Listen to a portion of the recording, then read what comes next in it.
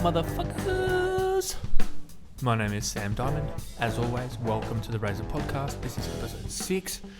Today's podcast is brought to you by Cactus Clothing. Please check him out, cactusclothing.com.au. It's my mate's brand. He's trying to build it up and he's got some good hoodies and t-shirts, so check it out, please.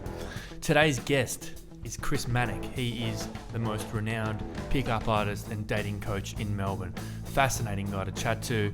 I hope you guys really enjoy this one because it was probably one of the most interesting ones I've had, and I reckon you're all going to love it. So please like, follow, share, subscribe. Your support is much appreciated. And without any further ado, Chris Manak, episode 6 of the Razor Podcast. I'm Sam Diamond. I'll talk to you soon, bitches.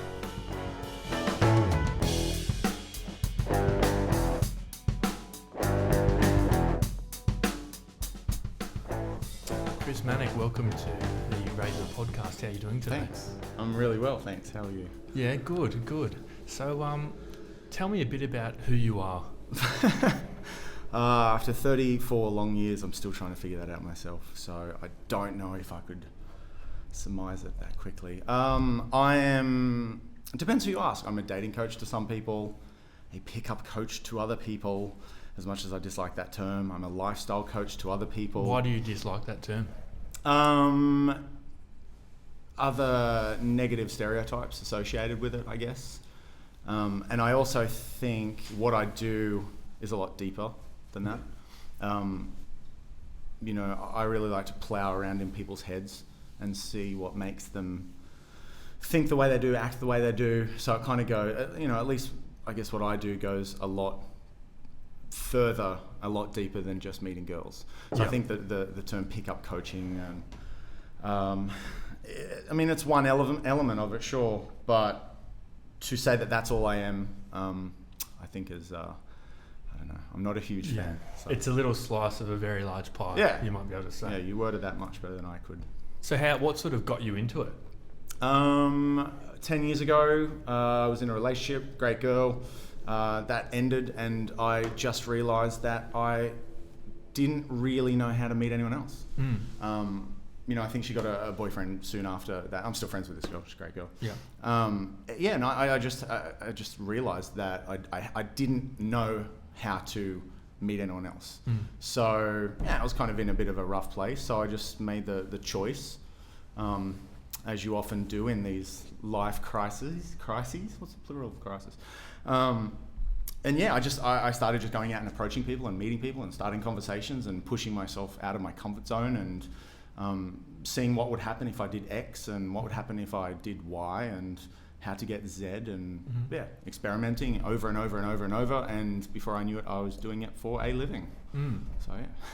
And I guess, look, I'm a single man myself as well, and I like girls and I like meeting them and all that. That's nice. I don't think I think sometimes I can be confident with them, but I'd like to get to the point where if I walk down the street, a girl smiles at me, I smile at her and I stop her and just can say, hey, I just wanted to come up and say hello. You can do that now. You just think that you can't. Exactly. You have legs and a mouth, so you're able to, but it's the crap in your head that stops you from doing it. So. Exactly. And what is the crap in the head that stops people doing it? Oh, God. Just the anxiety. How long do you have? Social stuff. We live in a society that, stranger danger. Yeah.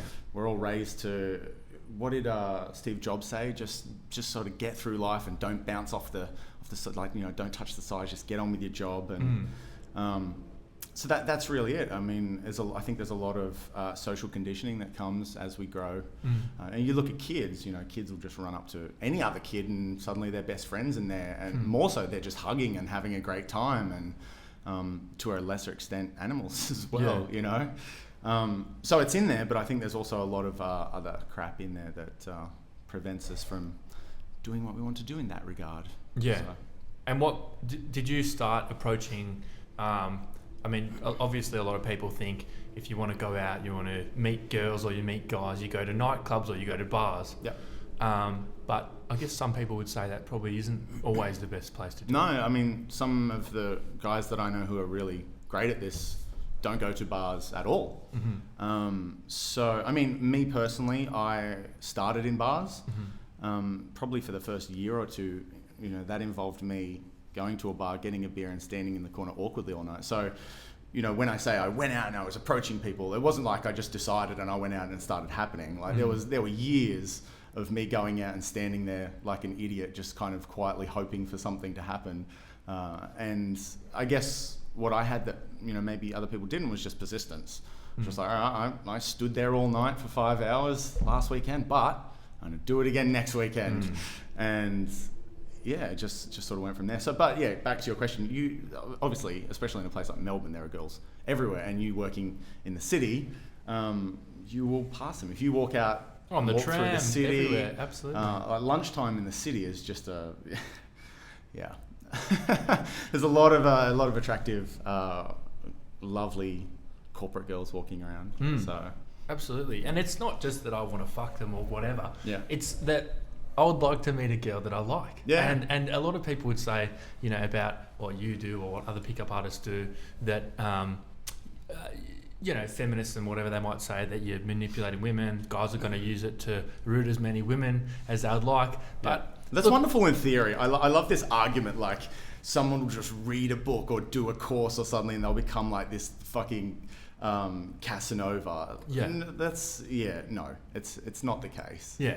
So, most guys come in, they learn a few things, they develop some confidence, they meet some girls, yeah, they date some others, others they don't, and like that's it. It's not like you're pushing a button inside someone and they're just becoming this completely different person that's out there like ripping through women week after week after week. Some maybe. Yeah. But yeah, so I think what people think it could become and what it actually is they're two very different things. Yeah, absolutely. And if you want to, to the people that have that view, if you want to ever fall in love, have children, have a family, you need to know this shit. If you get fat, you go and get a personal trainer. Yeah. But what if you get dumped by a girl, you're heartbroken, you've lost confidence, you maybe don't know how to groom yourself or wear nice clothes or whatever. Sure. It's sort of like what you do is go to somebody like yourself, and it's not like a hugely popular thing like personal training is, but it's probably Well, there's more a lot important. more shame wrought with it as well, because this is just something that I guess men were just expected to know. Yeah. So which is really weird, because a lot of the guys that I coach are 10 times more masculine than your typical guy. They're very, very cool, confident in other areas. Great guys, like with great lives. I coach a lot of guys who are just dominating in the corporate world, who are doing really, really well in life. And then I guess maybe there's a parallel between how well they've done in life and their ability to contact someone like me and go, fuck it, I'm going to step up. This guy can help me. Done. Let's do it. Yeah. So they've probably done that in other areas of their life, just because all it is a decision. You just reach a point, like you said before, where you go through a breakup, you find yourself with no money, just bored with life. You start debating everything. Like, I actually think that's one of the most, maybe masochistically, I think that's one of the most beautiful and amazing places that any person could ever get to, guy or girl, because I think some of the best decisions you'll ever make in your life are in those moments. I know for me personally, every amazing adventure that I've undertaken has come from one of those times. So, yeah. You need to sort of hit that rock bottom, or not rock bottom, but you have a realization at points, and I've definitely had that in my life personally as well. Yeah. So let's talk through the stuff that you coach. Let's say you're teaching you guys how to approach a girl. Yep. What would be the best advice for the way to do that? Well, the first thing that I would say would be take the onus off this girl, because what I try and get my guys to understand is that this shouldn't just be a little trick that you learn and then you run out and you get your girl and you live happily ever after. Like, I really think this is a path of self-improvement that you embark on. So it's, the first, you see a girl that walks past, great, that's an opportunity to grow. It's more about you than her, and it's nothing to do with her reaction or anything. It's more just, okay, this is one of those moments in your life where you get to decide, take fate into your own hands, I guess. But see it as, this is just one girl, and in order to get good at this, whatever this may be. This is subjective, it's different for everyone. But in order to get good in this area, I believe, and have freedom and choice and meet the girls you want to meet. If you want to date them, great. Just have confidence and freedom in this area. See it as a path. And that's just one girl. So instead of kind of going, how do I approach that girl? Yep. Just kind of go, this is a girl. This is maybe the first girl that I'm going to talk to. But I'm going to commit my next 3-6 months to learning this and meeting a lot of girls rather than... And ironically, even if you just want that one girlfriend, if you know, I have clients who are like, dude, I don't want to go out and, you know, be the boss guy out there just meeting a lot of girls. I just want a cool girl. And it's like, okay, great. But the process is the same. Yeah. You know, we're going to get you committing to that period of personal growth and going out and just meeting a lot of people, learning to socialize, because if you get better with people in general, you get more attractive, you get more confident, and then you end up in, well, a better relationship, I guess, if that's what you want, rather than, you know, if I meet a guy and he says to me, I want a girlfriend, and I suspect that he's probably not in a great place in life, that would actually be the worst thing for him. Yeah. Because who he meets, let's say tomorrow, versus who he meets in 6 months' time, if he spends those 6 months trying to improve himself, not just in this, but going to the gym, you know, eating better, learning about sleep, just learning about anything, like read a lot, watch a lot on YouTube, just fucking fill your brain with information and take action and try and improve all areas of your life, because the person that you meet after that period is going to be significantly better for you, and you're going to be in a better place than you would have been had you just got that girlfriend that first day. Yeah. So, and it's sort of about, I think, leverage, where you, once you have a bit of success, you leverage onto having more success, and it sort of feeds on to just keeping a ball rolling in some respects. Yeah, sure. So I had a mate who worked in a backpackers. Yep. And it was in the CBD in Melbourne, and there's French girls and there's German girls, no doubt. Girls. Oh, yeah. Fucking Germans in Melbourne, there's so many of them. They're crazy. So he had all, he's just a sort of, you know, reasonable looking guy, not an amazingly looking guy. Yeah. But after this period of, you know, debaucherous times and having threesomes and all this sort of stuff. Yeah. He met this girl who is incredibly beautiful, like a model. Yeah. She's a 9 out of 10, you know, really nice girl, and he's moving in with her and all that. It's happening. But I think that he got that girl because of that year working in the fucking hostel. Yeah. So much. It's such a, I think that's a very advanced notion to, you know, understand. I'll see a lot of guys who kind of get involved in this stuff, and they'll go out and they'll learn a bunch of cool stuff, and, you know, they'll spend a couple months, and it's wrought with frustration. This whole path is wrought with frustration. At first you can't approach, then you can approach, but your conversations suck. Yeah. Then you have better conversations, but, you know, you don't get phone numbers, and then your phone numbers flat. It's just this ongoing thing of frustration. But what I see often is guys will get in, they'll learn a bunch of stuff, and then they'll kind of go, yeah, you know what, I'm just going to chill for a little while. I'm just going to step back. I'm just going to focus on building my business or doing something. And then they meet an amazing girl. And they, you know, in their head, they kind of go, oh, it's when I stepped back and stopped doing all that stuff that it started, you know, that I met someone. And, you know, in my head, it's like, no, it's because of that. Exactly. Like, you learn all that stuff and you grew and you became a better person. And this stuff is very applicable to business. I couldn't have done any of the stuff I've done in business if it wasn't for this stuff. You know, so you see that a lot as well. So it's exactly the same thing. Your mate would have met that girl because of that period, you know, and sort of momentum almost. Yeah, momentum, and you just learn an abundance of little things about yourself, about other people, about you know, socializing. You know, I'll walk into a bar and my clients are always like, how did you see that shit? You know, just kind of go, there's 2 there, 3 there. That's a boyfriend with her. She's waiting for him. He's at the bar. You know, there's a wedding ring. And clients just going, what the fuck? Yeah. It's like, dude, it's just because of the time I've spent. It's not magic. It's just, you just notice patterns, you know? Yeah. So your friend would have picked up and learned a lot of things that, consciously or not, he would have applied to meet that great girl. Yeah.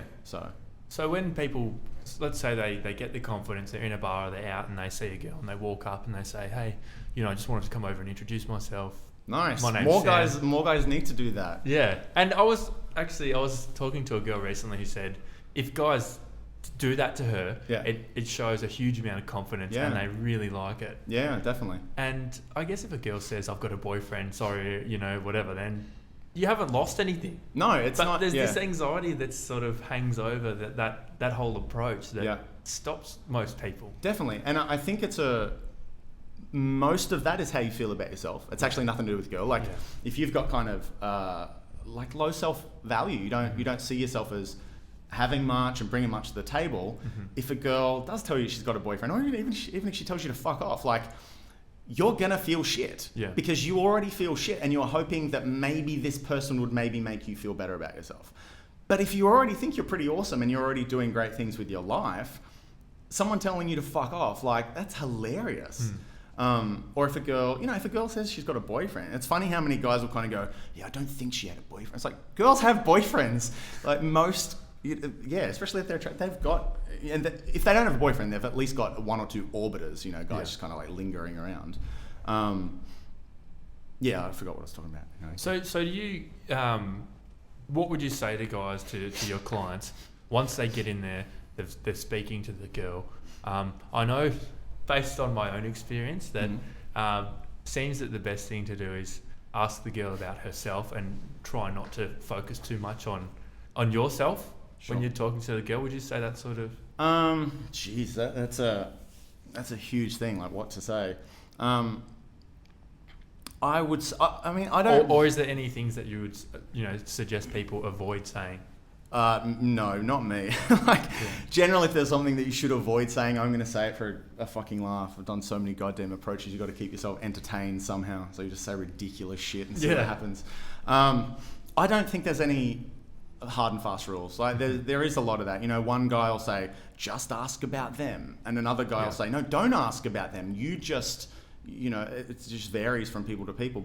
But I think the biggest thing is she's responding to you more than what you're saying. So, if guys are focusing so much on what they're saying, and if that's right, they're kind of focusing more on the carriage rather than the horse. They're not looking at the thing that she's actually responding to. Yeah. So if you approach a girl and like, hey, what's up? How are you? And just start talking, it's like what's going on verbally is just the conscious mind distracting itself while the subconscious kind of figures you out, And if her subconscious mind likes, one, your physicality, she likes the look of you. Yeah. Two, she likes, what people call like subcommunications, like which is what's happening underneath.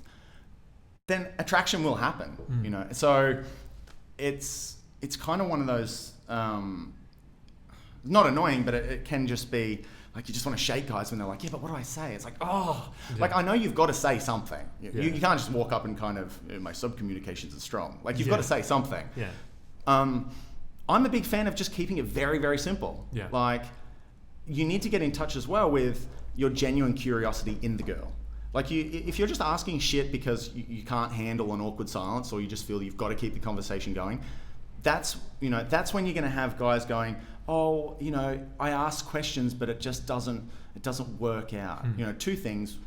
One, if you're not compatible with the girl, it ain't going to work out anyway. And two, if you don't give a shit about what you're actually asking about, like you're just making conversation for the sake of it, you're bored and thus she's bored because, people tend to mirror what you're feeling, particularly in that situation, So if you're enjoying yourself, if you're just out and you're with guys that you enjoy the company of, and you look at a girl across the bar, and it's just not a big thing. It's like, hey, look at that cute girl. I'm going to go say hi and see what happens. And there's not this big like, okay, I'm going to do the thing now. And you just wander over like, hey guys, what's up? And you cheers them or something. They will, for the most part, respond well. Just because you're just some dude. You're not threatening. You haven't like made this horrible, serious beeline to them from across the room. You're just going about your night, Yeah. And same with sort of approaches through the day. I try and get a lot of my guys to just, if you see a girl that you want to talk to, maybe she's seated somewhere or something, don't just spot her and beeline straight in there and sit next to her. Like she doesn't even fucking know you. Just have your own. Like one thing I'll do a lot is, let's say there's someone in Fed Square or something that a client wants to talk to. I'll just I'll just dart off to 7-Eleven or to the bathroom or something, which leaves him kind of like lingering around waiting for me. Why wouldn't you start a conversation? Like, she's there waiting for someone. He's there waiting for someone. Like, hey, what's going on? How are you? Where are you from? And then, my friend just ducked off to the bathroom. I thought I'd say hi.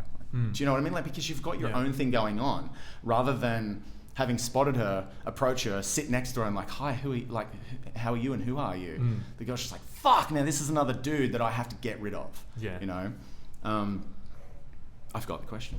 Yeah, no, that's all right. So I guess at that point, I mean, I have a mate, and when we went and travelled overseas in South America, he'd sometimes talk to women and say, where are you from? And they'd say, New Zealand. What do you do? I'm a paralegal. Do you like rugby because you're from New Zealand? She's like, oh, not really. And you're just asking question.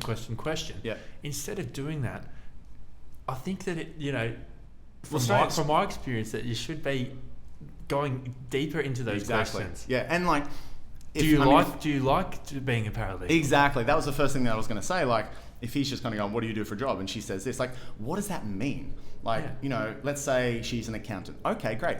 What does that mean? Like, what does that tell you maybe about her? Like, make your assumptions. They might be wrong, but I mean, that's why people ask what you do. They don't necessarily care about what you do per se. They're just trying to figure you out. Yeah. And a big indicator of who you are is what you do. So, when someone says, oh, I work in paralegal, if you're if you're not, going crazy through fear, you're gonna get a bit, if you just kind of tune into yourself, you are gonna get a bit of a feel for, what does that mean? Like, do I know someone in that? What are they like? And like you said, does she like it? Why does she do that? That's my first question after I ask someone what they do is if they enjoy it. And if they say yes, then I'm actually excited because I've met someone who likes what they do, and I like talking with people who like what they do because it's so freaking rare. And if they don't, I'm like, cool, what should you be doing? Like, what do you want to do? If you could do something tomorrow, what would it be? Like, this is not me trying to pick the girl up. This is me I'm fucking interested. I like talking about this stuff. So this is a lot of my night conversations out in bars, just kind of weirdly psychoanalyzing girls. Not through any kind of manipulative tactic or anything. I just like that. Yeah. I like figuring out people. And it probably says quite a bit about you to the girl by the questions that you ask. Yeah, sure. So whether you just ignore that she said she's a paralegal and moved on to the next question, it's like you're just going through the questions. Exactly. It's like an interrogation. What can I ask now? You've got to sort of go a little bit deeper into those things, and she's going to go, oh, this guy actually cares, he's listening to me, and you know it's probably a better reflection on you based on the questions. And of course, if a lot of this comes down to experience, if you go out and do one approach and that's you're going to do that because that's the first girl that you've ever approached. Whereas if you a little bit more just to practice your conversation skills, practice approaching people, you're going to learn to have better conversations just because you've done it more. You don't pick up a guitar and play Stairway to Heaven. You know, in everything else in life, we learn that we practice and we get better at it. Except everything in this area, we just seem to, I don't know, there's this thing that you should just have it. It should just be in your head, Finish high school, finish uni, get your job. Now you do the dating thing. Good luck, pal. And you should know how it's done. And you should know, And it's like, no, look, some people do whatever. I don't know. And some people are quite natural. I've got a couple of mates who are very, particularly handsome guys. And they don't have to do shit. Like, they do not have to do anything. There's two in particular I can think of. I won't name them. Really handsome guys, and they also have this natural sort of game. Maybe it's because they've grown up like that, and it's sort of been like, I don't know. Yeah, who knows? When you meet social standards, I guess. It's the whole, are they attractive because they're attractive physically, or are they attractive because they're confident? Probably a bit of both. Exactly. I know dudes who aren't particularly attractive and they do really, really well as well. I know short dudes who, just because of their attitude, fucking dominate, Why is I that, also know. Do you think? Because, like you said, personality says a lot about a person. And I think, this is going to sound bad, but I think especially for women, personality is more... Okay, so if a really hot girl approaches a guy, and then she's just a pain in the ass or a ditz or something, for the most part, the dude's going to tolerate it because she's hot. That doesn't work the other way around. If a dude's really hot and he approaches a girl, look, it depends where she's at in her life and probably also menstrual cycle. But you know, if he's just a dumbass or he's annoying or cocky, like, she's like, later, pal, because she's got options. You know, particularly if she's attractive. So yeah, it is interesting. But then I guess it gets to a point where, let's say that you've figured these things out a little bit, and you know how to get girls' numbers and clothes and go on dates and all that. Mm-hmm. So I had a girlfriend last year until December, and it was for a little while. Yep. And after that, I was sort of, you know, trying to date girls and meet other girls and all that. But part that I struggled with was text messaging. Okay. And trying to send the right sort of thing without coming across the wrong way. Okay, you're already overthinking it. Wow, you're probably right.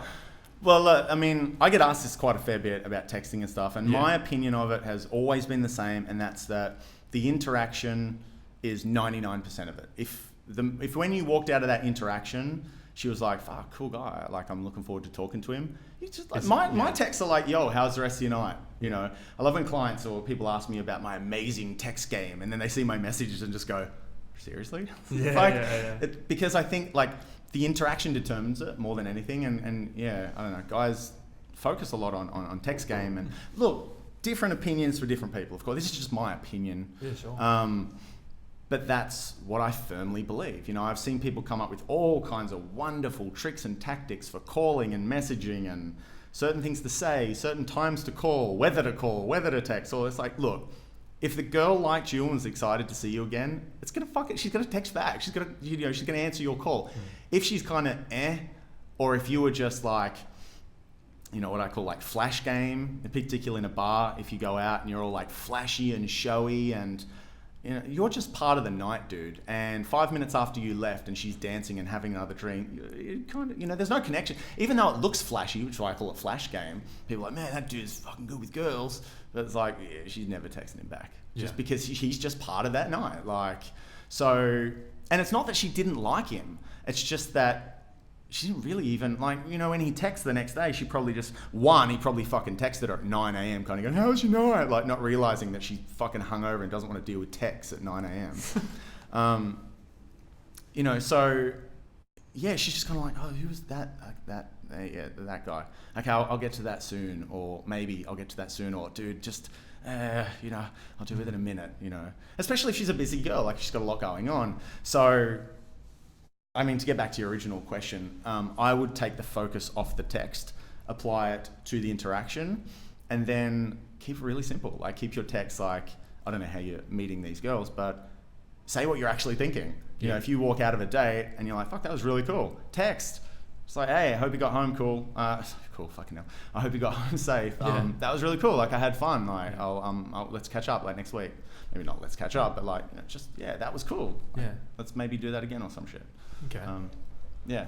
And do you have any sort of, so the guys that you coach, you teach them sort of this sort of stuff that we've been talking about. Mm-hmm. But once they have a girl and they've gone on a couple of dates and it's all going well, and at that point they like the girl and they suspect that the girl likes them, does this turn into a different game at that point, or do you? I think so, hugely. I mean, I'm not exactly a the poster boy for monogamy over here, but I think what's attractive is attractive, both for guys and for girls, both for casual dating or long-term relationships. And that's like, if you're just a nice fucking guy and you're a cool guy and you've got your shit sorted and you're going about life and you've got passion, you're waking up every day kind of going, all right, let's do this, you know, let's get working on some shit. Like, that's attractive. And I think and you shouldn't be doing it because it's attractive. You should be doing it just because this is fucking life and you have like 80 years and you're dead soon. Yeah. So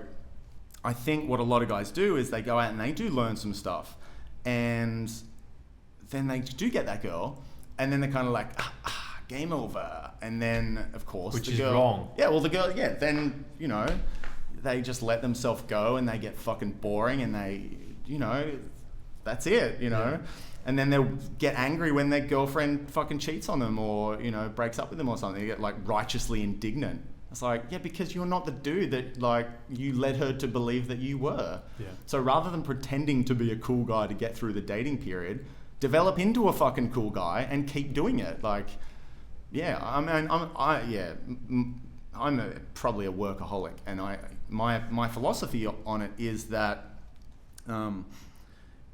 like work for me isn't an ends. It's just it's like that is the journey. It's like I'm not working to just like get somewhere. I find a lot of value in the work. You know, I think there's a lot of why am I even talking about this? Jesus Christ, I ran. I guess what I'm saying is like learn to find the value in waking up, going to the gym, meditating, exercising, working on your little side projects, on doing what you want to do. You know, some of my friends are married, long-term relationships, and they're just they do things together. They work on businesses together, which is fucking great. You know, so I don't know if that answered the question. Yeah, it does. I mean, I guess I asked that because I know people and myself have experienced that when you start dating a girl and you like her, she likes you, and you do get to a point where you think, oh, okay, yeah, she likes me, I like her. I'm just gonna ease off the game. Meeting season is over. Yeah, but it's totally not. That's not the case. You have to continue to play your cards to some extent. I mean, I never want to put myself in a position of fucking telling people how they should live that. Do you want some lip balm? No, it's alright, thank you. You know, like who the fuck am I to judge other people and their lives? You know, if that's what you want to do, great. If you want to like spend 20 years watching Netflix, fucking awesome, great. Just look out for me on there, so yeah. But me personally, that'd drive me fucking mad, you know. So without telling people that how they should live their lives, do what you want to do. But I don't think a lot of those people would be sort of, you know, you get a girl and you're just like, all right, we're done here. What's going to happen? You know, you're going to let yourself go. You're going to get unhealthy, which means just you're going to be unhappier. Like if you're not healthy, you're going to be don't get healthy for the sake of like, oh, looking good, look at my ass. Like get healthy so you feel better. Like I wake up and I, you know, run, like I try and do sprints and meditate every morning. I have done for at least meditation for a very long time. I don't do it because I should do it. Like I don't do it because of some weird fucking esoteric reason or something. I do it because it keeps me sane. You know, people always ask me, you know, how do you stay committed to all this sort of stuff? It's like, because I don't have the option. Like that's what keeps me balanced. So I think a lot of the stuff that when you are in, you know, again, I'm definitely not the poster boy for long-term, this area. I help guys meet girls. I want dating and relationship advice. But still, I think this is very, very applicable. Yeah. Do it for you, not for your partner, but the side benefit is that you are more attractive and you're probably going to have a much better relationship because of it, you know. So find that passion again. Stop just fucking waking up and going to a job that you hate and coming home and watching TV and taking your partner for granted, and then when she fucking leaves you at like, you know, at 40, getting all righteously indignant and writing off the entire opposite sex. Like, just fucking sort your shit out. Yeah. Jesus, that sounded a lot more angry than I intended it to be. No, that's all right. I liked it. It was a good point that you made. So some of your coaching as well, you do for women. Yeah, to a much lesser extent, but yes. Yeah. So how does that work? I mean, I have a page on my website for girls, but that's not, you know, I have that on there because I just got tired of the emails from women saying, hey, do you coach women? And then I'd have to write the same email. So that page is on there just to prevent me from writing that email again. So all I do with girls is, it's very clearly stated as well, this is my opinion for you. It's not me, here, I'll figure out all your problems. This is just my opinion from a guy who's not trying to fuck you. You know, a lot of girls, my friend Tom said this. And it's like, yeah, your friend Tom has had a crush on you for 7 years. So he's going to give you biased advice. He's in the friend zone. Yeah, he's like, friend zoned or whatever, you know. It cracks me up. Can we talk about the friend zone for a second? Because it's an interesting place which I've found myself in a couple of times over the years. And haven't we all? It seems impossible to get out of. Why does it's not impossible from personal experience. It's not impossible, no. Okay. How can you get out of the friend zone? Ironically, by not trying to get that girl again. It's the same thing. Like, so you're saying, back to you. You're saying don't chase. Don't chase. Like, look, if you've got a friend that you've had a crush on for a long time, I would sort of say if she's not. Okay, so it's going to be that she kind of likes you as well, and you've just not made a move. okay, cool. And it's just not kind of happened. You've been friends and it hasn't kind of happened because a move hasn't really been made or something. That's the case sometimes, but for the most part, it's going to be, a guy likes a girl and girl doesn't really like him as much. Girls are much more inclined to be friends with guys than guys are with girls. So I would say go, okay, cool. That if you just kind of come out and go, I like you, and declare your undying love for it. Look, cool, wicked. If that, do it. Why not? Just fucking drive the truck into the China store. But I think work on you. Yeah. Just learn to go out and get better with girls. Focus, try and dress better. Again, I'm not exactly the poster boy for fashion, but try and get better yourself. Become more attractive so that she has a greater chance of becoming attracted to you. So yeah, just meet someone like me, or just go out and try and meet people. Fucking jump on YouTube, jump on the internet, learn all you can. And see, this is the thing as well. We live in we're in 2015, and every bit of information that you could possibly want is at your fucking fingertips. We are insanely lucky. So the amount of people that complain about look, I fucking complain as well, but I'm just sort of saying, rather than complaining about something, jump online and Google the shit out of it. So if you are in the friend zone, that's my advice, work on yourself, become more attractive. But if you are, get on Google and Google the shit out of friend zone. Learn about it, because there's going to be 1,000 different opinions on there.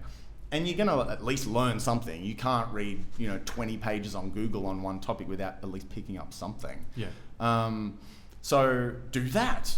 Again, I think people just kind of identify with their problems. They just go, oh, this is my problem, and that's the end of it. I hear it a lot with oh, I'm shy. And that's the end of the story. It's oh, really? Okay, that sounds like a riveting life you're going to lead now because you're shy. Who you are is malleable. So just become what you want to become, Completely true. And I reckon, do you think sometimes, you said when you were 24, you sort of went through a rough period, broke up with a girl? I'm not one of these guys that I had my heart broken and look, I went through a breakup and I just had a realization I want to learn stuff. That's it.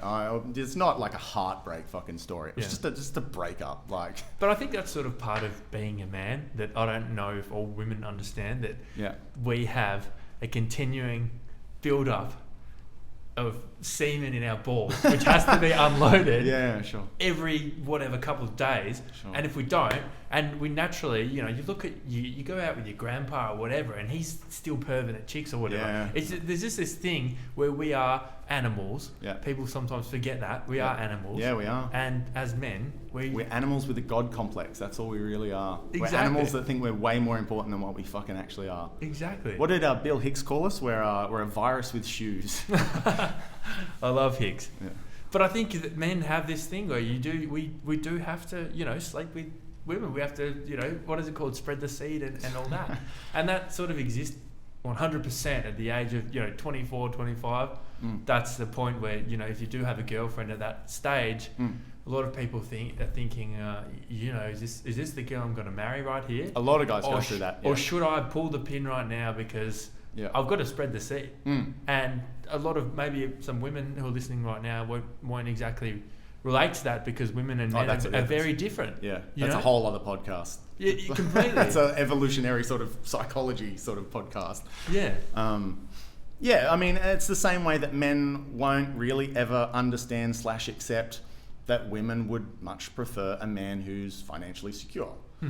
So it's, a man will look at a woman and just kind of go, bitch just wants some money, and a man will look at a woman will look at a man and just kind of go, he just wants to fuck me. So it's if we just understood each other a little bit more, I feel that our relations would be significantly better. But we're not. It's we blame each other for these things that are completely fucking we don't have the option. We just, this is 100,000 years of evolution that we're just the end result. Well, not even the end result. We're just where we are now. So you can't really, So for everything that, for every reason that men are shallow, I don't like the term shallow, but women have the equivalent as well. So we're just we're the same fucking, we're just humans, man. Yeah, exactly. It's sort of, it's an interesting thing. I mean, I read, the other day I picked up an old copy of Men Are From Mars, Women Are From Venus. Great book. It's a really good book. Yeah. And I just thought I'd like to read it. And I got through the first sort of section, and it was talking about how if a woman comes home from work and she's had a hard day and whatever, she comes home and says to her partner, I had this really hard day at work and whatever, and blah, blah, blah, blah, blah, and she's complaining, sort of just venting to him. Yeah. She just wants him to listen. Yeah.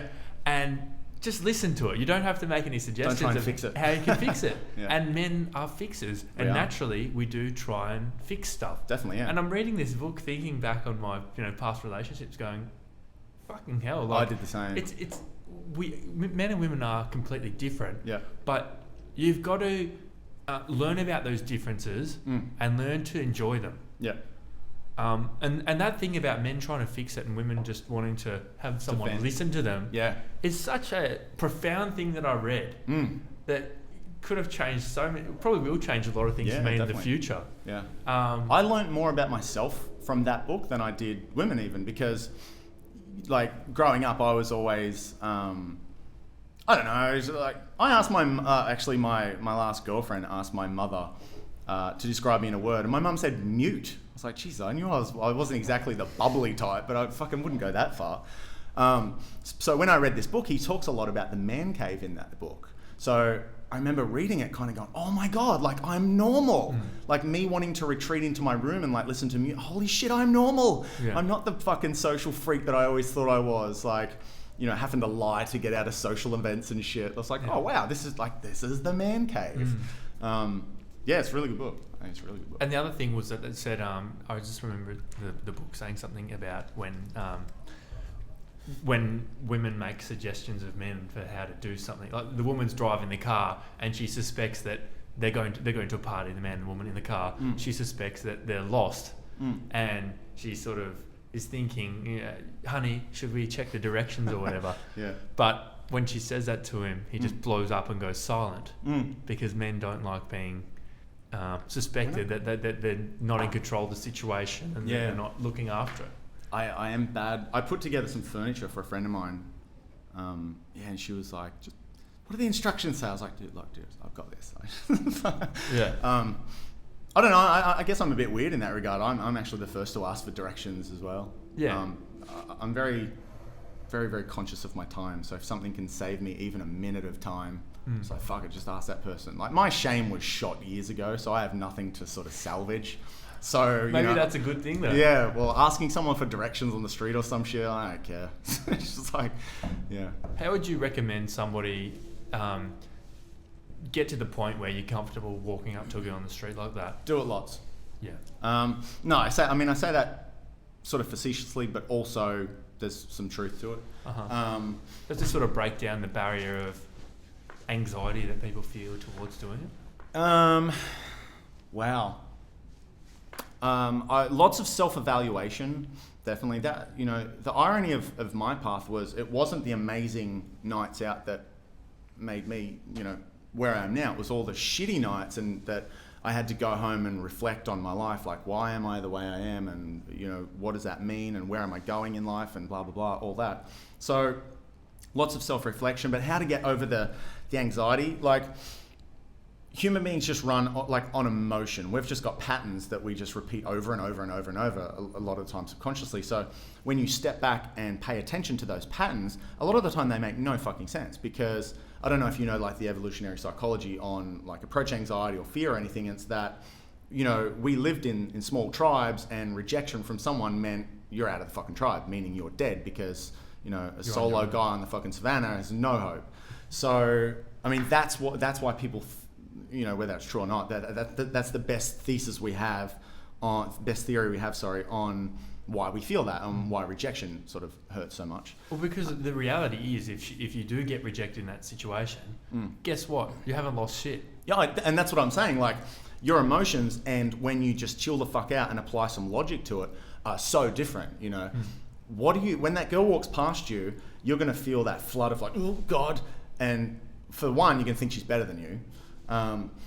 But try and tap into that emotion. Don't just let it run. I see dudes do this all the time. They'll kind of see a girl and then they'll go, I can't do it. And then they're off. It's like, just fucking, whether you approach her or not, just take a moment and explore what you're thinking and what you're feeling and start to break it down. And you'll realize that it makes no sense. Now, that's not going to get rid of the anxiety, but it's going to put you in a lot more control. Because if you're not knowing why you're feeling that anxiety, that social anxiety, that, the desire to talk to someone, all that, if you don't know why that's there, one, you're just going to see it as an illness that afflicts only you. Mm-hmm. And so I see a lot of guys have approach anxiety and I was like, no, dude, that's everyone.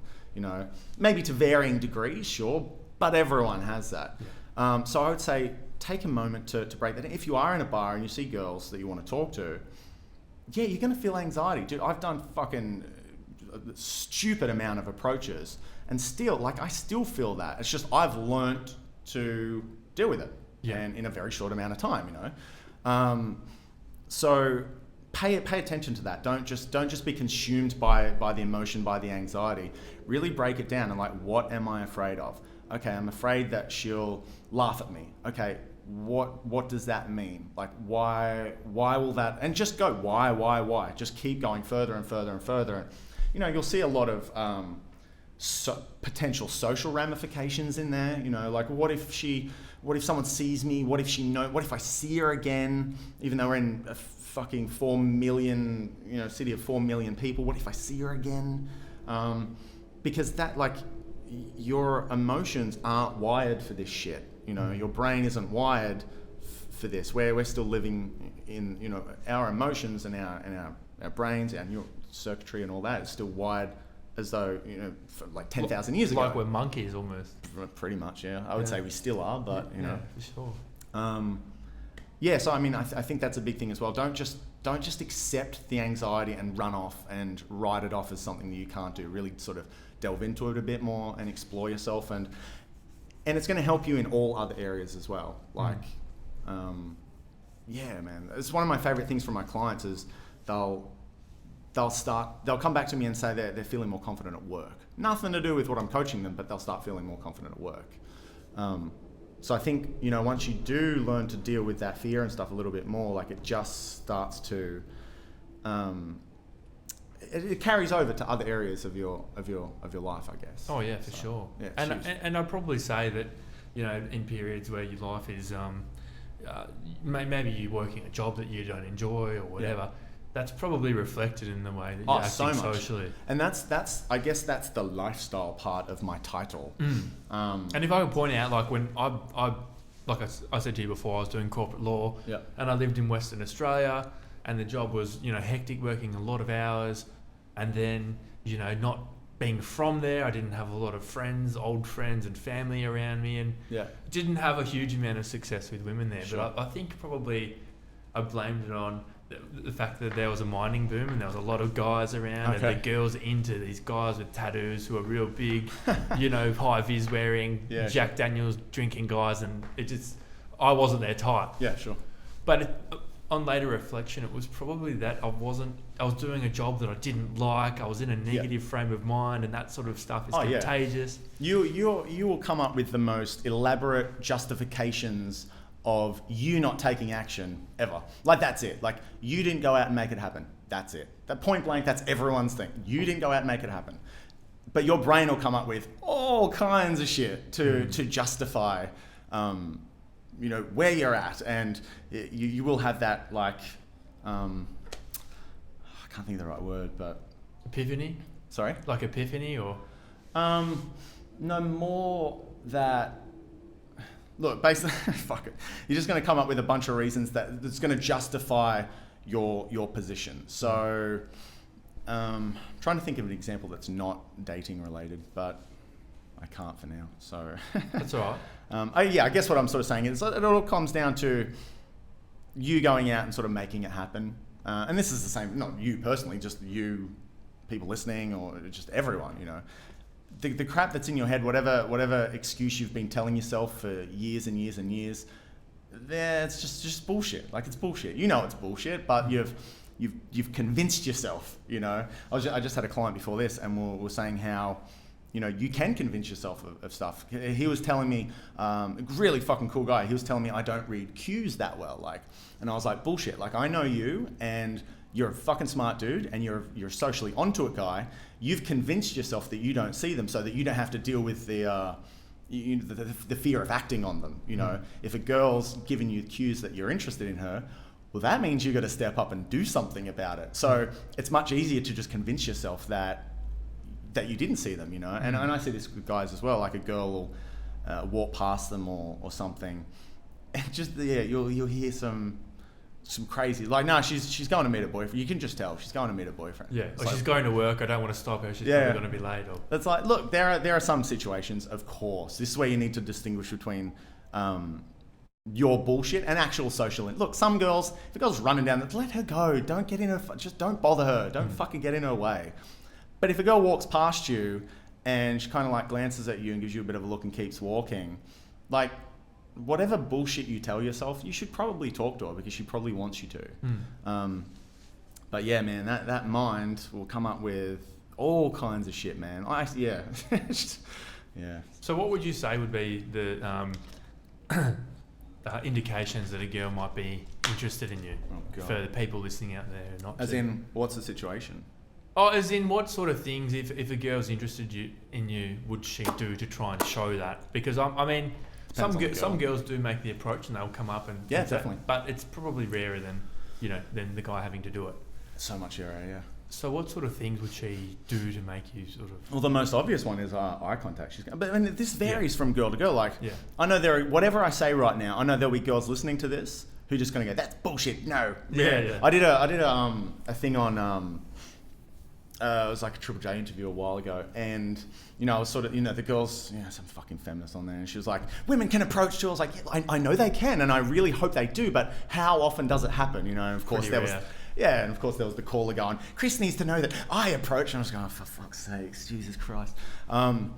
So look, a girl will, at least from my experience, she's going to look at you. God, it can vary massively, because again, girls are going to do things differently. Like, some girls that really like you won't show shit, and in fact they'll be rude to you. The mental health of them, it's almost a primary school thing. Yeah, where exactly. You like you'll have some girls who'll kind of give you a little bit of shit, and if you can just kind of laugh that off, then they kind of go, okay, all right, you through. All right, well done, pal. Hi, who are you? But for the most part, a girl's going to look at you, like if you walk past a girl or something, a girl in a bar, she's going to look at you. Also, there's one that, we call proximity. So they'll just kind of conveniently be near you, which happens a lot in bars. So you'll be at the bar, and then that girl and her friend will just kind of be near you. Yeah. And then you'll go to to the couches or whatever, and they'll just kind of, again, conveniently be near the couches. So that's a bit, I think eye contact, a girl looking at you is the biggest one. Often a girl's version of approach I find funny sometimes, because they'll find odd stuff to comment on. Like they'd come up and just go, hey, like something about your stripes or something like that,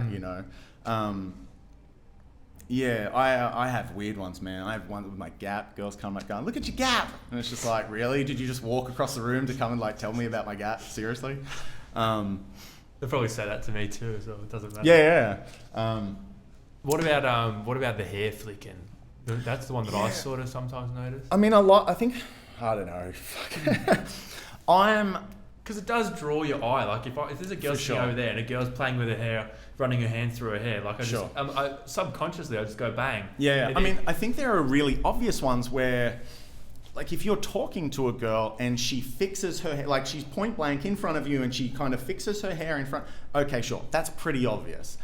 But I think a lot of the times guys grab these kind of theories and they just turn them into facts. Yeah. Like sometimes a girl just strokes her fucking hair. Sometimes a girl just scratches her wrist. Sometimes a girl just do you know what I mean? Like, sometimes this shit just sort of happens. It's not hard and fast rules. That's pretty much me in a nutshell on this. Like, no hard and fast rules. Sometimes, it's really obvious. Yeah. But I don't know. It's dangerous talking about that, because what'll happen is a lot of guys will go out and they'll wait for those cues. And I think every cool girl I've ever met has not only not given me a cue, but for the most part have not liked me, like to start, you know. Why is that, do you think? Well, geez, of the conversations that I've had girls say, you know, and I'm talking about the girls that, you know, I've dated that have, you know, changed my life. I'm not talking about just, you know, meetings or whatever. I've had more than one girl say physically I didn't like you. Like you just weren't my type. But then you started talking and you were nice. Like I get funny a lot. Like girls kind of going, you're just taking the piss. You're just fun. You're funny, you know. So I get that a lot. Girls just kind of, and I think that's good to hear because like I'm 6'3", and a lot of guys kind of go, oh, it's because you're tall. I was like, yeah, but the girls that I date from this have pretty much all said like, yeah, physically I wasn't blown away by you, pal. Okay. And then, you know, so again, I think the personality thing sort of shining through, I guess. Which is probably it is more important because at the end of the day, looks fade. Oh yeah, definitely. I'll be an old ugly fucker some days. But you are a very sort of well maintained guy. You've got for the listeners, Chris has like a colourful half sleeve. Oh, it's a Spartan warrior. Oh wow, okay, I like that. And like, you know, well dressed and neatly shaven. You have a shaved head. When did you shave your head? It was it's a while now, probably 6 years ago or something. Yeah. And ironically, I actually started shaving it not because I was thinning, but because my hair was like this embarrassing blonde color, and I used to get the boy band thing a lot. And Justin Timberlake. Yeah, and I wish more like fucking Take That or some shit horror, you know, Backstreet Boys, whatever. But if you flick through like my older Facebook photos, it's just like this embarrassing blonde, spiky 80s fucking, you know, neighbour's hair. Yeah. But I mean, you know, no doubt I'm thinning there. Thanks, Granddad. Me too. I'm on the way. So, but I'm thinking when you sort of look into these things and go, oh, should I take this pill? Should I do? No, I think just shave it, and I think I'm just going to shave it and try and go to the gym and be fit as fuck, and definitely. You know, try and dress stylishly. Yeah. Well, the pill that you're talking about will fuck up your DHT and testosterone. It's really bad for you. Propensia or whatever it's called. Propecia? Finasteride or something it's called. My brother-in-law's, he's thinning out as well a little bit on top, and he was telling me about it, and he said there's a 1% chance that you will have erectile dysfunction problems, which are irreversible. I was like, fuck that. It's significantly higher than that as well. Yeah, no way. Yeah, there are suicides reported on that. Like many suicides. People have tried to sue that company. It's one of the big sort of pharmaceutical companies, I think. So I'd advise not. No, fuck that. So tell me, if you go out on the town with your clients or with mates or whatever, I'd work every fucking day. It's been years since I've gone out with friends. Oh, okay. Well, let's say you go out on a Friday or a Saturday and you go to... Where would you usually go? City, Chapel Street? Both, yeah. God, shout outs. I mean, I love the Long Room. I love Carlton Club. I love Emerson on Chapel Street. Yep. I love Pran Hotel. Man, I just bounce around the city, bounce around Chapel Street. Depends. Cherry bars we were discussing before. Yeah, well, I haven't been there in years. But I did have a few kind of crazy nights back there. Well, when I first got to Melbourne, I was significantly wilder than I am now. I'm kind of like the old, tame, you know, house dog now, where I was like the puppy at the party fucking, 7-8 years ago. And yeah, some fucking crazy nights ended up in Cherry Bar. Fun times. But I haven't been there in years. Oh, so. You have to go. It's still the same. Oh, it is? But I will say, the girls there are... they're the type that... start crying when they see you kiss another girl and create a storm and get you thrown out? Yes, that's what happened last time. No, they're the type that do have sex. Okay. For sure. But so those are the places that you like going. How much emphasis do you place on the clothes that you wear going out? Again, I'm not a big fashion dude, but I think it's not hard to dress reasonably well, and I'm not a big fan of like, oh, this is in style, wear there. Fuck that shit, man. Like what I'm wearing now is like I say I could live in this. And I've got like black skinny waxed jeans on. I've got a long shirt, Converse, and a jacket and jumper. Like I could live in this stuff. This is me really comfortable. But I could very easily go out on Chapel Street like this as well. I could very easily go to like say Carlton Club or somewhere as well. So if I had the option, I would wear this out. You know, chuck a blazer on this, happy days. But you wouldn't wear the whole peacocking, No. hat and the No, I mean, I know guys who dress out there, but they do it for them. They like It's their wearing style. crazy shit. Yeah. Yeah. So if that's you, fucking wicked. I'm not. I'm happy with a $100 slim fitting black blazer. Chuck that over like a long t-shirt. Happy days. Yeah. I'm a very simple dresser. I try and go for like versatility. Yeah. But a lot of places in the city as well need a collar and dress shoes. Yeah. So. But then on the flip side, if you go to say Cherry Bar on a Friday night after work in a suit, you won't get in. No fucking chance of getting in. Yeah, exactly. That was one of the first things I noticed about Melbourne when I got here.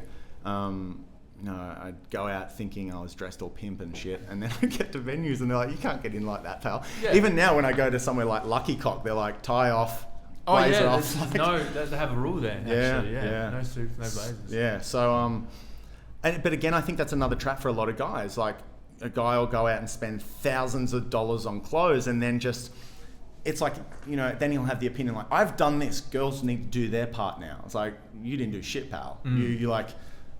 You look a bit better, and that's fantastic. But no one owes you shit now because you just bought nice clothes. Yeah. Like that doesn't, Yeah. It might give you some new confidence or whatever. Definitely, yeah. I had a dude recently, and he rocked up to like a day session just dressed horrendously, and I was like, all right, before we start, we're going to DFO, because he was on a budget, so we just went to DFO and got some shit on sale, and we're walking back up South Bank, and he was like, it's funny, isn't it? I feel so much more confident. I was like, it's not funny, like that's pretty, that's pretty obvious why. Yeah. And I was like, and don't stop there as well. Like I think we got him a new jumper, shirt, and jeans for fuck all, like $150, like for all those three. And I said, don't stop as well. Like when you go, he was from, not from Melbourne. So I was like, when you get back home, like keep chipping away, keep just buying bits and pieces here and there that just contribute to this, because you look good and you feel good, Yeah. And you get a bit more, at least once a week. Again, I'm a pretty simple dresser, but at least once a weekend I have a girl that will approach me and say, I like X on you. Yeah. Like at least once a weekend. And I'm a simple dresser, so imagine if you went all out. Yeah, exactly. Yeah. You see those pickup artists in America going out with ski goggles on top of their head and all that. Yeah, that was You just look like an idiot, like. Well, that was an old school. That was like back in fucking 2005 or something. Yeah. That kind of. Yeah. See, I was involved in this 2004 onwards. So I saw all that kind of come, and I was like, what the hell? What is going on? I thought we were just talking to people. What are you doing? But yeah, again, different strokes, different folks, Yeah. I know people that go out and dress crazy. They love it. They get attention for it. But again, they're not going out. They're not doing that because someone on the fucking internet told them to do it. And they're not doing it, going, I've done my part, ladies. Now you do your part. Yeah, flock to me. Yeah, exactly. They're just out, I'm thinking of one dude in particular who just goes out and fucking dances and runs and muck and dresses kind of chaotic. He's actually married now. Is it? Yeah. Yeah. So is that end game, do you think, for this? Is that you really want to see your clients meet somebody, fall in love, and have a family eventually one day? It depends what they wanted. I've had plenty of guys go down that route, over the years. I've had wedding invitations. But if a guy didn't want that, if a guy was married at 20 and then got divorced at 33, and he's like, so Chris, can you help me do all the shit that I probably should have done at 21? Then, him wanting to marry the next girl he meets is probably not going to end well. Yes. So I don't want that for him. I want him to go out and explore and yeah. So it really depends on what the guy wants and where he's at. I think. So when you have I think this is an interesting question. When you go out on dates yourself, do you have a girlfriend right now? Not currently, no. Okay, but I imagine that you do date quite a bit. And when they say, what do you do for a living? On that point, I have to be honest. Yeah, of course. I just tell them. Yeah. Yeah. And so at that point, how do they usually react to that? Weirdly, recently, I went through a period where have girls just they never get angry, whatever, but you do see a difference in their interaction. You do see a difference in how they go about things afterwards. Yeah. But more recently, girls just weirdly fascinated. Probably because, like, Yeah. again, I think it's how you're responding to different people. Because, I actually just got out of quite a long relationship, and I'm at a point now where I'm just like, I don't have time for that. So if I'm on dates now, it's just like, hey, let's just hang out and have a drink, because I honestly, I don't even want to take you home. I just want to hang out, get to know some people. And so I guess going back to what I said earlier, it's not about what I'm saying, they're responding to me. It's because I'm sitting there just kind of going, hey, what's up? Yeah, this is what I do. What do you do? Where are you at in life? They're responding to me. So if I was in a different place where I was after, like, all right, cool, let's get some girls on the go, then it would probably, again, because they'd be responding to me and not what I am saying, do you know? And women are absolutely fascinated by this, because I've chatted with a couple of people and I said that I was going to have you on my podcast. And it was more my girlfriends that were more excited and like, oh, really? Tell me when it goes up and all that. God. Than the guys were, because they want to know what is the guy's perspective on this. And well, I mean, look at the literature, man. Like, look at Men's Health versus Cosmo. Go and grab the two that are on Stand now, and I guarantee you one mentions sex and relationships significantly more than the other. Yeah. We're about fucking, not me personally, but abs and sport and vomit. And maybe a little page on dating, Yeah, and maybe like a little page on, I don't know, quick fixes.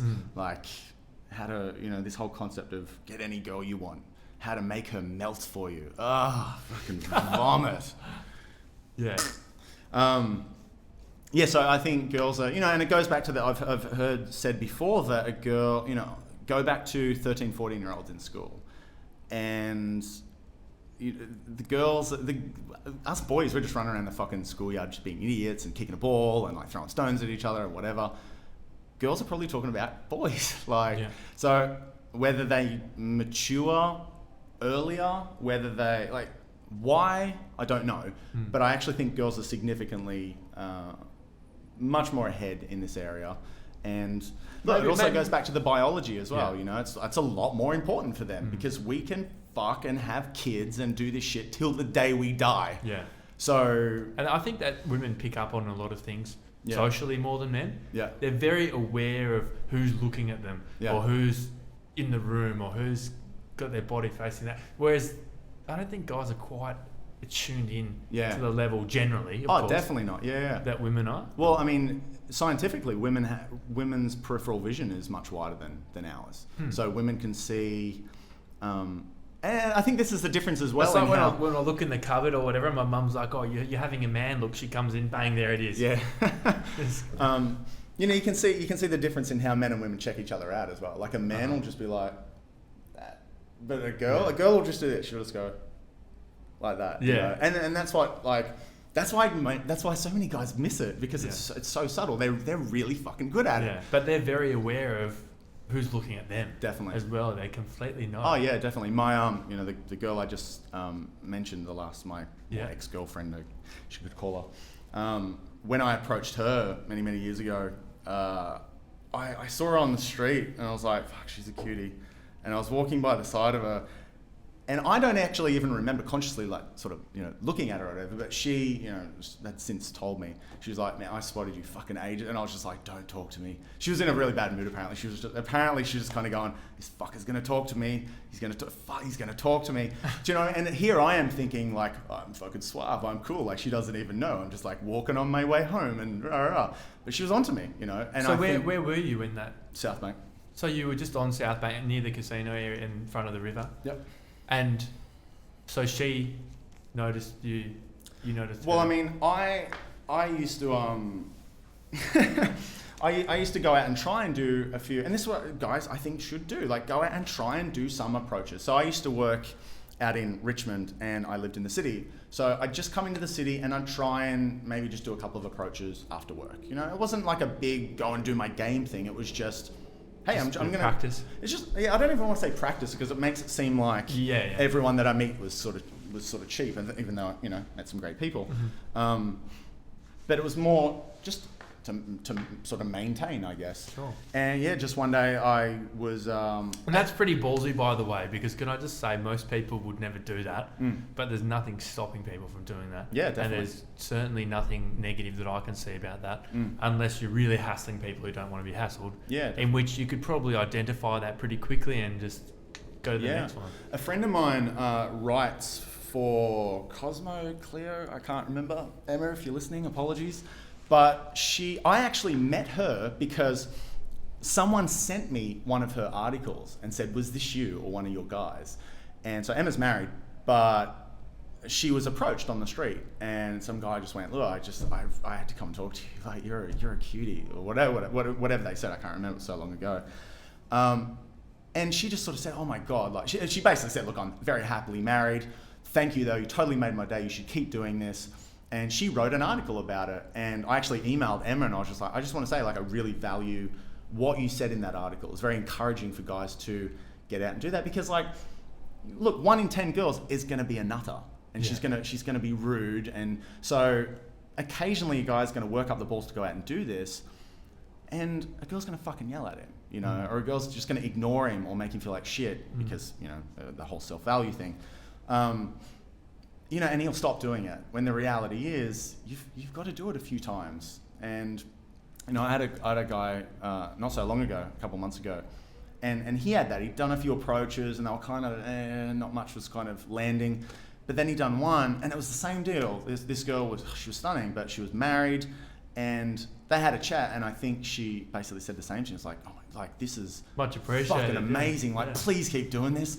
Please don't stop. And he just walked back a different person because he then had the reference point. He had, like, you know, before that point, he's like, oh, I've done a few, but nothing's like landed. And then bang, he had that. And he was like, oh my God, so it is possible. Like, girls do actually like this, you know? Oh, totally. And it's, you know, from the girls I've spoken to about this whole thing is that it shows a huge amount of confidence. Or social retardation, depending on the guy. You do see some fucking horrible ones. What are some of the worst ones you've seen? Is it just I saw 2 girls having breakfast once on was it Burke Street? No, it was Elizabeth Street. Yep. And some dude that just thought he was king shit was in there just, hey, what's up, ladies? And like, the funny thing was that you could see the girls looking at each other, like doing that girl code, going, fuck, how do we deal with this? Yeah. But they were being nice and they were responding to him and then off he strutted, like thinking he was fucking God's gift to women. And the women just looked at just, what the fuck was wrong with that guy?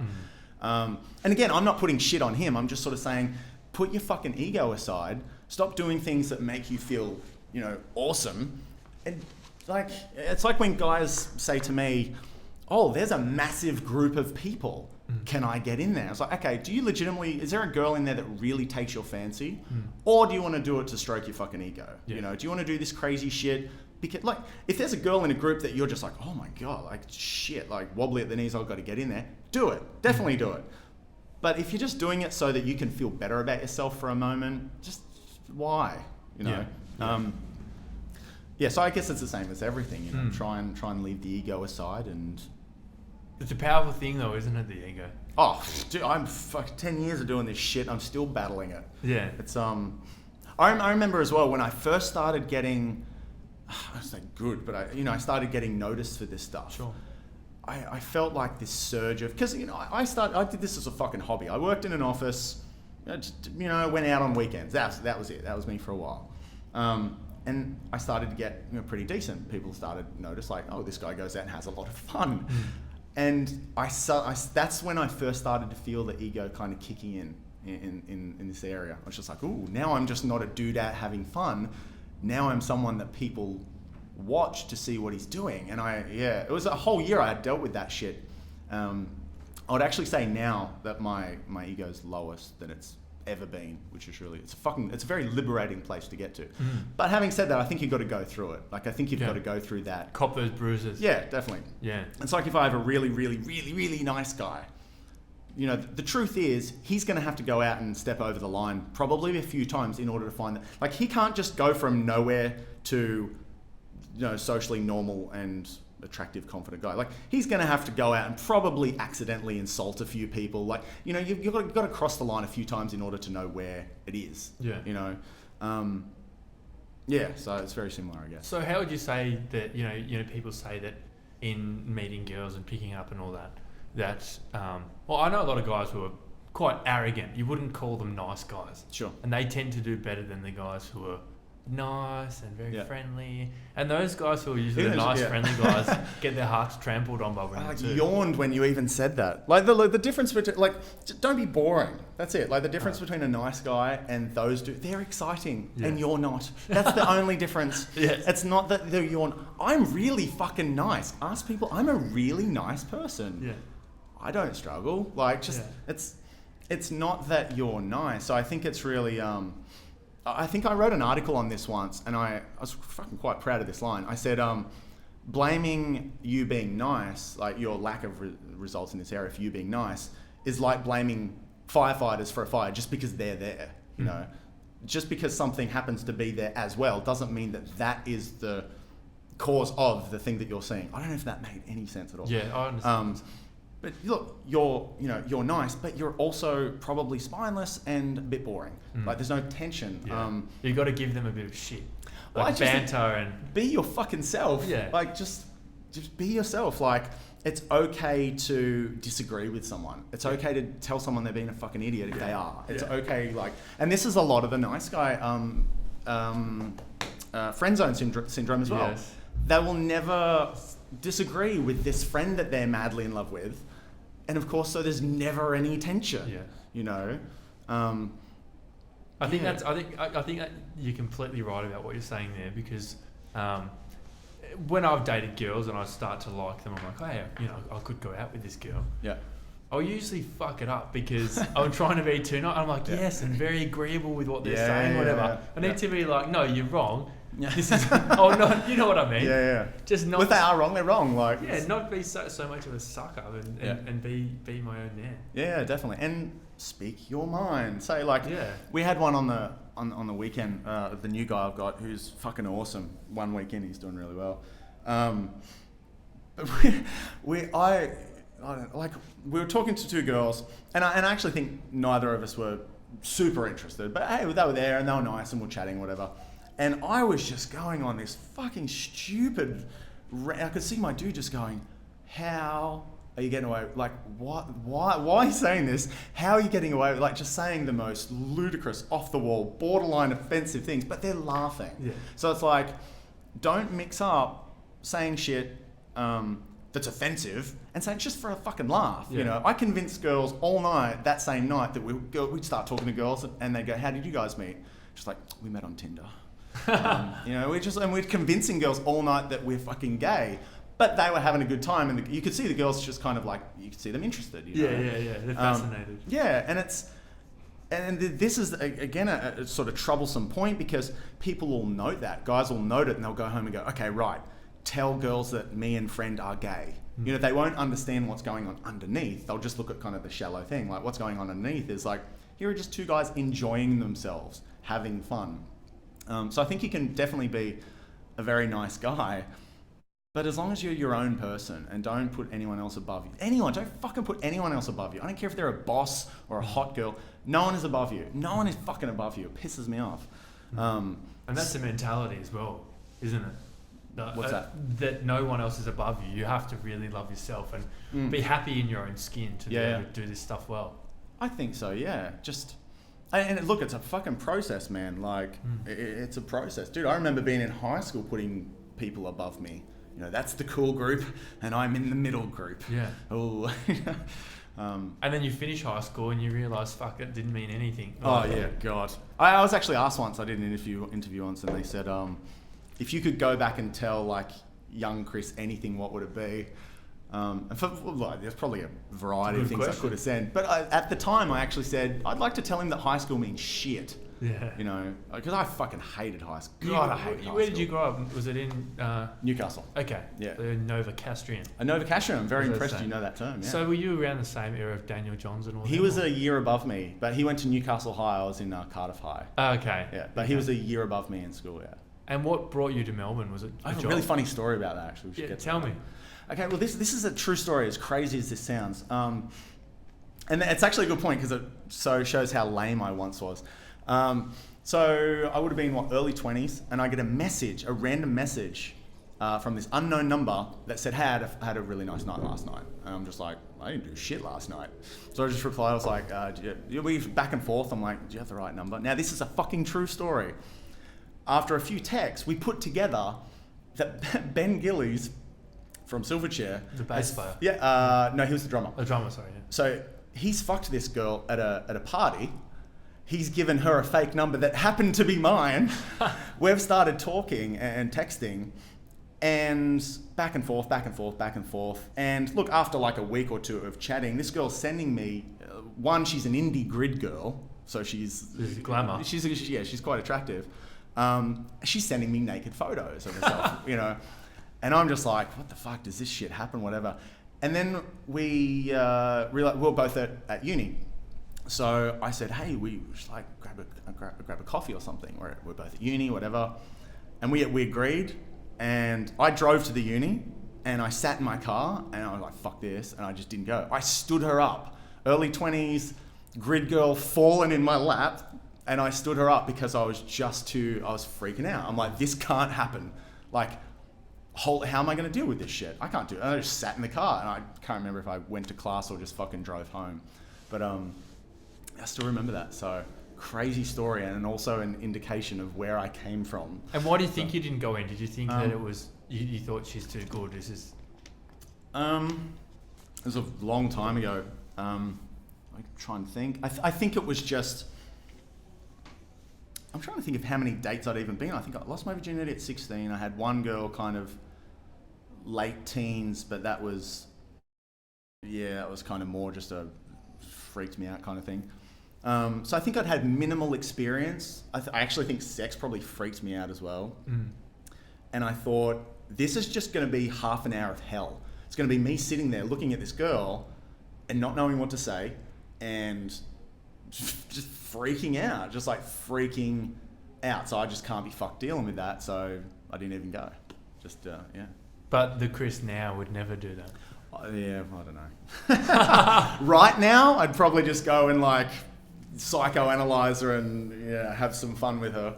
Okay. Well, let me ask you a quick another question or two, then we can wrap it up. Yeah, sure. Man.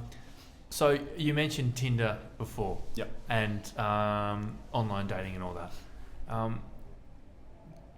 Would you do that yourself, or do you feel you don't need that? I've done exactly 2 weeks of online dating and 2 weeks of Tinder in my life. I'm not against them. Yep. I mean, years ago, I did Oasis, and the only reason I stopped doing it was because I had 2 people on separate weekends approach me and say, I really like your Oasis profile. Yeah. It's like, this shit, fuck this. This is just crazy. Now if random's coming up to me going, you're that dating guy, so it's just the same anyway. Okay, yeah. And then actually only probably a few months ago, I have more and more people asking me about Tinder, and I felt, I don't know what the fuck I'm talking about. So I jumped on, I played around with it for a week, maybe 2 weeks, and honestly, I was just bored. Yeah. But like, I'm actually all for it. Like, I know guys that dominate on Tinder, they love it. I think it's a great fucking tool. Yeah. Use it, definitely. But I think if it's the only thing you're using, maybe not. It's best as a background thing. I think it's, if your goal is to get better in this area and meet a lot of girls and improve yourself, great, jump on Tinder, but also go out, go to events, go to meetup things, just try a lot of things. If you're sitting at home just fucking swiping for an hour every night. Boring. Yeah. It is boring. Yeah. I find that as well. I don't know, I just got kind of bored of it, to be honest. Yeah. What I would say is that going on a date with a girl, say you meet her out or you meet her at a festival, you get the number, then you go on the sort of the first or the second date, whatever. I think girls have their guard up a little bit more with online dating. Sure. So if I match with a girl on Tinder, chat, say, let's go for a date, you go for a date, I always feel like there's this barrier up where you know that you're from the internet and it's not really organic. Yeah. And the funny thing is, if you called that out and just made a joke about that right up, that wall would come down. Huh. You just rock up on the date and just kind of go, do you like, is this just me, or do you feel this shit on these fucking Tinder dates? Like this weird, like, I don't know you. It's like, do you know what I mean? Like, just make a joke out of it, and that'll go. That's what I'd do. That's actually a really good point. Yeah. But I have felt that things usually move slightly slower. Yeah. I'm definitely on the first date. Yeah. Rather than when you've actually met them in a normal way. Well, yeah, I mean, again, not exactly my area of thought. Jesus Christ, I'm tired. That's all right. No, I love talking about this shit, man. I could go all night. What was the question? The guard up on Tinder. Oh, yeah, okay. No, I was going to say something, I forgot. Oh, yeah, that's what I was going to say. Like, so if you meet a girl out, you kind of know who she is before you go on a date. And again, this is not me, like, you know, they're great avenues for sure, you know. But it's pretty easy to present a fucking A1 version of yourself in photos and in a 2-paragraph description, you know? Yeah. So I can't imagine how often you're going to be dealing with the person that you had hoped for. You make a mental picture of what they are, what Of they're course. like. But these are the 4 best photos that she's ever put up. Yeah. Where her tits look perfect, her hair's great, and you know she's just been tanning in Queensland. And men as well. I imagine men do this as well. Like, for know, get like the 3-foot tall dude who's just like 4 awesome headshots, and then she rocks up and old mate's got no personality, and I don't know. I'm being a dick now. No, but you're right though, because those are the risks that you have going into it. That if you just had a 5-10 minute conversation with a girl in a bar, you probably, you know, it's much more. Well, you know, you've met them in person, and that's going to bring you stages further forward. I think so. Yeah, definitely. The first thing I thought of was like club lights. Sometimes can be deceiving. Yeah. No, you're right. I actually had a friend once a few years ago. He did. It was just a joke. I laughed my ass off at it. But he started a Facebook page that was called, what was it? It was, I've been duped by a girl in a bubble dress. You know, the bubble dresses? Yeah. Basically, he was sort of saying... Covers the waist to the sort of thigh. Yeah. Oh, fuck, I laughed at that. But... yeah, I mean, I think that's the added benefit as well. Like, if you meet a girl, and especially like, if you're busy, which you should be, like, you should be on dates thinking, is this someone that I want to incorporate into my life? Because I'm fucking busy. Yeah. Do you know what I mean? And this is the big difference between a guy that goes on a date and he's like, please like me. Yeah. I think the best mentality on a date should be, my life's quite busy. I'm doing a lot of things with my life. Yes. I don't want to waste time on people that, you know, like, why the fuck would you be sitting on a date going, please like me? Yeah. What the fuck, man? You should be sitting on a date. It should be the other way around. It should almost be an interview process. Yes. You know, this is a fucking cool role, this place in my life, and I want the best person for it. That should be your mentality on a date, I think, you know? And so, yeah, I guess if you're meeting them in person and establishing that before you go on a date, you know, great, awesome. So, but you need to be at the right places as well. You need to have the confidence to be able to do it. Yep. And the skills to get yourself there.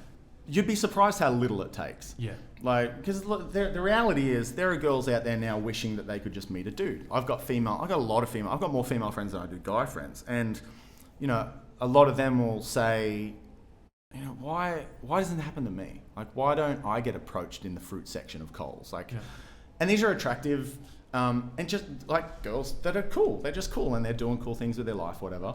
So, you know, you approach that girl. All you really have to do is not fuck up and not just be a dick and not say anything dumb, because she wants to meet someone. She wants to meet someone, you know. And this is why I find it funny when guys like come up with these elaborate plans to, you know, these elaborate things to say and do to meet girls. When it's like, dude, really? Like, it's not your mad game that won her over. Like, probably 70% of it was just her being open to meeting someone. She liked, you know, physically she was attracted to you. She kind of thought your vibe was pretty cool, but more than anything, she was willing to just, you know, that was it.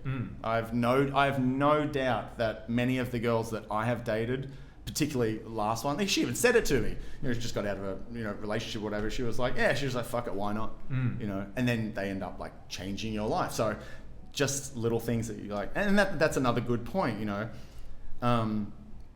Go out and date. This is probably more advice for girls as well, you know. Just go out and date. Just go out, get some experience, and do a lot of those, fuck it, why not? You know?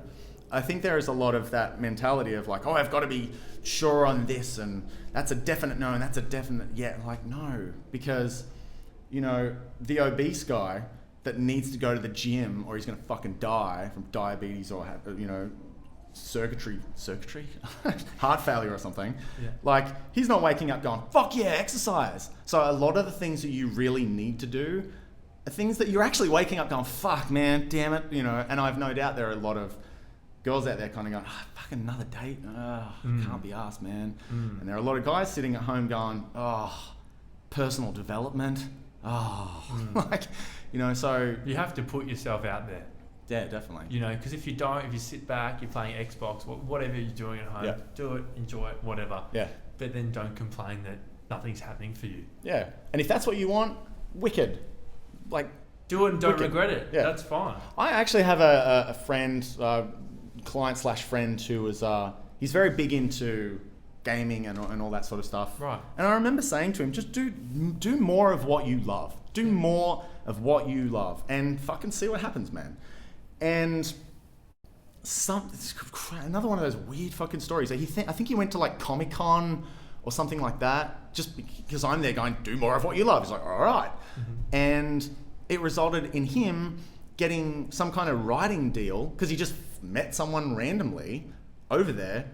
And now it's resulted in him getting some kind of writing deal with the States, you know. Good on him. So I'm like, yeah, okay. So you've maybe not met like the girl that you want to meet over here, but because you've done more of what you want to do, now you might end up in LA. And an Aussie dude in LA, you really think you're going to fucking struggle there? Like, as if you're not going to meet the girl that just like changes everything for you there. Oh, you have an accent? Yeah, exactly. And why did that happen? Because old mate just did more of what he wanted to do, you know, to a degree. Like, if, you know, sitting home and eating fucking Krispy Kremes and watching TV is more of what I want to do, probably. I totally understand what you mean, though. And I think actually it's good because I used to always have this view that I like girls who are very different to me. Yeah. I like partying, staying up late with my friends, going to music festivals. You do? I do, yeah. Yep. You know, you get the idea. And I go for these girls who are very conservative and they're not into that and they're not into drugs or partying or whatever, you know. Yeah. And some like latent sort of subconscious attractions going on there. Yeah, exactly. And I must be a nice guy at heart. Well, maybe. But I've come to the realization now that I don't want those sort of girls. I've done it and it didn't work. Yeah. I want girls who are into similar things to me. Yeah. And it doesn't mean that they have to go to, you know, a certain music festival and stay up till 6 a.m, whatever. Yeah. But they have to have an appreciation for music. They've got to be able to sit down with me, listen to a fucking Pink Floyd record and have a few wines and, you know, be able to bond on that. Yeah. So, you know, the biggest thing that I've just like, you know, with that is, so those, you know, this is probably going to, apologies in advance for this. Those really nice girls that you're sort of attracting, it's probably a lot easier because they're probably not going out to bars. They're not meeting a lot of guys. They don't have many, they don't really get out and do much that's going to have a lot of men coming in and out of their life. So when you meet them, you're probably the first dude that they've met in a while, you know, and it just evolves from there. Whereas the girl that you just described, she's probably out a lot and she's surrounded by dudes every fucking weekend. She's going to festivals, she's getting approached a lot. So it might not be that you're attracting that girl. It might just be that these ones are probably a little harder to get. And not because they're better than you, just because they're, like, if she's even reasonably attractive and she's out a lot, she's going to be surrounded by options. Yeah. Like endless fucking options, you know.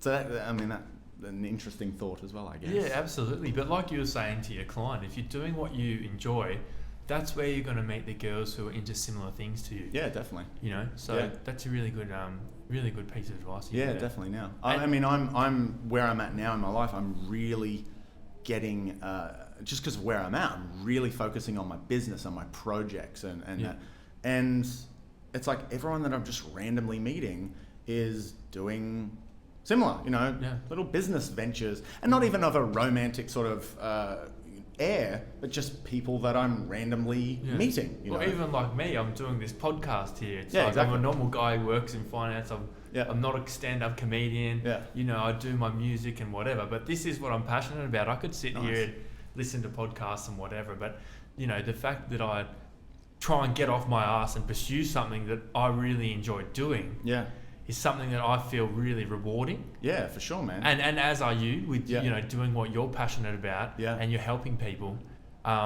And people forget that. Like, I started this shit on weekends. I did this every Friday and Saturday night pretty much for 2 years before I was like full time doing this. Before this became my career. So it started as a part-time thing. Yeah, I mean, I actually said no to quite a number of people because I didn't want my hobby to be commercialized. I liked going out and meeting girls and having fun on weekends. I didn't want that to be a job. And then I had no money once and I broke a tooth. This is actually how I was like, I broke a tooth and I was like, fuck, I better get some money. So I thought the next person that asked me to take him out, I'm going to just charge him. And then I, kind of word spread and it just kind of went from there. So it was just like a little weekend thing. And then it's funny, I always used to say, I'll never coach. And then I started coaching. Then I always used to say, I'll never coach full time. And now here I am all these years later, just still. But I'm sure you're happier now than doing the job that you had sitting in the, Yeah, 1,000 times. Yeah, definitely. So it's a good way of doing it. So thank you so much for joining me today. It's been an unreal chat. Pleasure. Can you give a shout out to your websites or anything where people can find you? Yeah, sure. My website is Manik Workshops. That's MANIC workshops.com.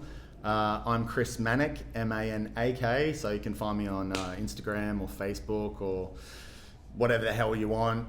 Look, I'm just a dude in Melbourne, so feel free to say hi. Yeah, good. I'll post those links up there, and we can definitely give a shout out to anybody who wants to, come find you. They can definitely do that. Cool. So thanks again for joining me. Happy days. We will talk very soon. Cheers. Thanks. Thank you very much, Chris Manak, and thank you all for listening. Much appreciated. I'm loving the support from you guys. I've got some unreal guests coming up. I'm super pumped, and please stay tuned. We'll keep doing this, and much love to everybody. Be safe out there. One love.